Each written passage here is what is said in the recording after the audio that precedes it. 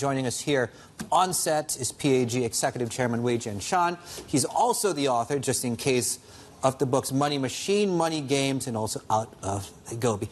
It's very nice to see you. We'll talk about the books in just a moment here, but certainly there's a nice distressed assets conversation, I guess, to be had at this point. But I want to start off with China.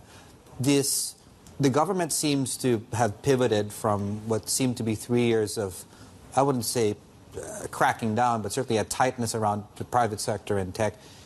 Do you think that's unofficially or effectively over right now? Well, at this very moment, the priority and the focus is on economic growth. As you know, China started recovery towards the end of last year, as the economy was very much hit by the lockdowns of last year. But the recovery after the first quarter has been rather weak. So there's a lot need to be done in order to improve the prospect of economic growth. I think that's the focus. The policy focus, also the focus of all the governments at different levels.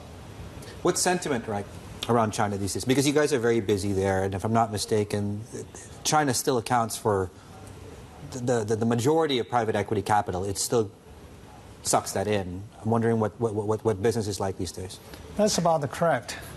If you look at the entire Asia Pacific, the total GDP is about $33 trillion.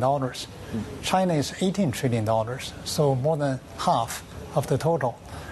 Little wonder that a lot of capital goes into China. But I must say that the sentiment is rather weak, and the confidence remains rather subdued. It takes a couple of years of policy stability for full confidence to return. And we hope that there will be policy stability and moderation going forward. How has that affected what you guys do directly or indirectly, including not just sentiment, but also geopolitically what's happening with these tensions between Beijing and Washington? If you look at the private equity industry, which is my industry, 90% of the capital goes into growth and venture capital. Only about 10% goes into buyouts. That is, buying control of scalable businesses. We focus on buyouts. And I must say that in the past 2 years, the buyout market has become more or less a buyer's market because the sentiment is not strong and because a lot of capital has been lost on the growth side. So I think that people remain cautious with regard to China market. But there are good opportunities over there because firms need capital. And when it comes to investing in China, geopolitics, of course, is an important factor.